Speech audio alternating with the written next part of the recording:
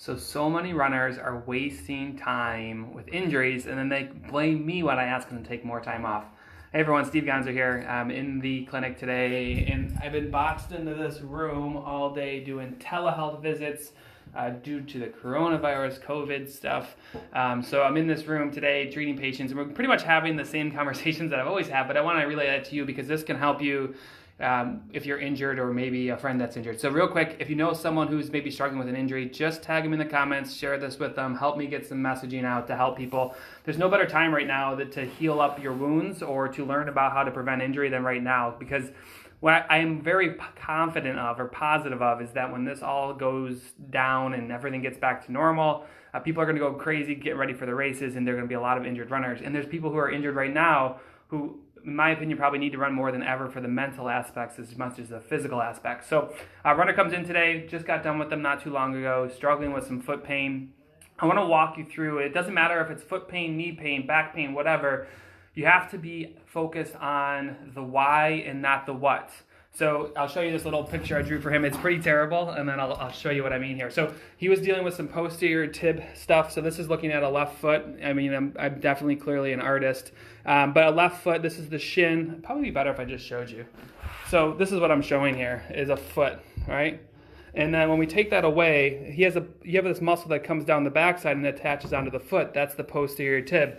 And the conversation we had today was, like, if you take time off, it's not going to fix anything if you don't fix the why. So the what is he has a posterior tib tendonitis. The what could be runner's knee, plantar fasciitis, Achilles tendonitis, hip pain, whatever it might be.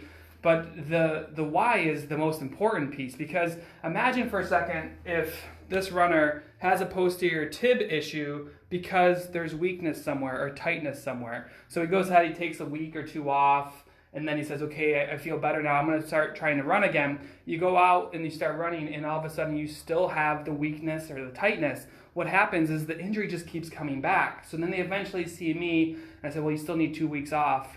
And they tell me, well, I already did that. I'm like, well, great. You just wasted 2 weeks because you took time off and you didn't do anything about it. You just rested. So the easy thing to show you, and I want to show you with this model here, is you need to identify the why. And for a lot of people, it's weakness, it's balance issues, it's tightness.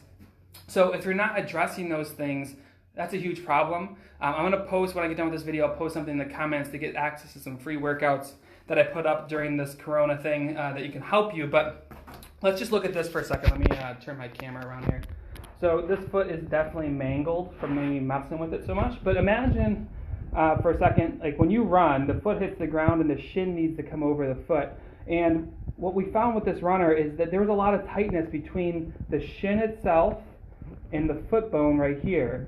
So the tightness here, as he runs and his foot hits the ground and he needs to come over it and come towards push-off, the tightness between that little hinge there caused, as his shin comes over, it hits a restriction point. And instead of like saying, oh, you can't run because you have a tightness, the foot's going to adapt. And then actually, it spins down into the inside part of the foot. And that spin is what's crushing the inside part of his ankle, that posterior tib that runs right through here. So when we think about the fact that he has this tightness between the shin gliding over the foot, if we don't fix that and you just take some time off, guess what happens when you start running again? The shin still doesn't glide over the foot and you end up re-injured. So we had this visit today, we're working through some things, we're going to address the tightness, but you guys have to be thinking about this stuff, because so often people just say, oh, I'm just not going to run for a bit, and then they try to run and it's still there. It doesn't work that way. It's a breakdown process. You need to identify those things. If you want some help, check out some of the free workouts I have up. If you like those, we have a ton of them inside the Run Smart Training Center. You can look at and some injury-based things too. But don't just take 2 weeks off blindly and do nothing about it and just hope that your symptoms go away. I always ask my patients when they come in, what are you doing for your injury other than this? Because that's what so many people are doing. They're just crossing their fingers, hoping that the next run is the one where it doesn't hurt. So be smart about it. Work on your imbalances. If you can't balance on one foot, if you have weak glutes, go to the link I'm about to post in the comments, or I already have, depending on when you watch this, because you need to be working on those things. And let's face it, there's nowhere to go. There's nothing to do. We're all stuck. So you might as well work on this stuff. All right? If you have any questions, drop them in the comments. Please share this post and help me find some other runners. All right. Bye, guys.